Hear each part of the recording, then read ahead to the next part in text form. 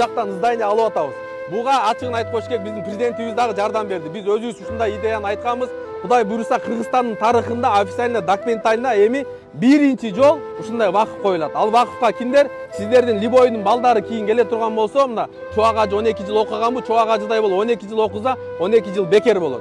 Экинчиси, Египетте, Иорданияда, башка жакта биздин илим алып аткан балдарыбыз бар. Алар келген болсо дагы бул жакта айтат, кыргыздарда вакыф коюлган экен го дейт. Ошол жакта орун бош болсо ошол жакка кете берет.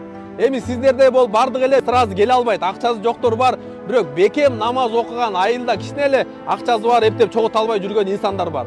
Эми алар билет эле ала турган болсо, виза ала турган болсо, бул жакта бекер гостиница болот. Телефонго колл-центрге чалат же СМСке жазат.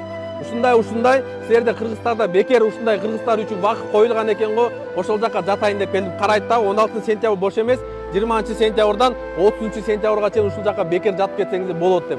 Вакыф деген ушул нерсе. Ошондойго биз азыр Кудай буйруса аракет кылып атабыз Кыргызстандын биринчи тарыхында. Бул жакка президентибиз да жардам берип атат, алар документацияда бул жакка көп нерсе бар экен да. Эми сиздер угуп каласыздарбы, Кыргызстанда баягы кыргыздар боюнча вакыф коюп кеткен экен, биздин ата-бабаларыбыз келген экен, бекер Мединадалар жашайт экен депчи. Андай укканыңыздардын бардыгы бул жакта кыргызстандардын эч кандай вакыфы жок туганда. Бул жактагы Якупбей деген вакыф коюп кеткен, ал дагы бир убакытта Орто Азиядан да. Булар эми биз мурун немеде Орто Азияда биз Фергана тиги Хокон хандыгы тиякпак деген болгон.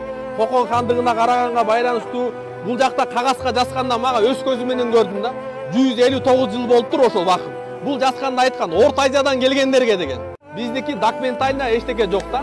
Бул Каримовдун убагында бу жака келгенге кичине проблема болгон, өзбектер места бош болгон, ошонун ордуна биздин кыргыздар бекер жат турган.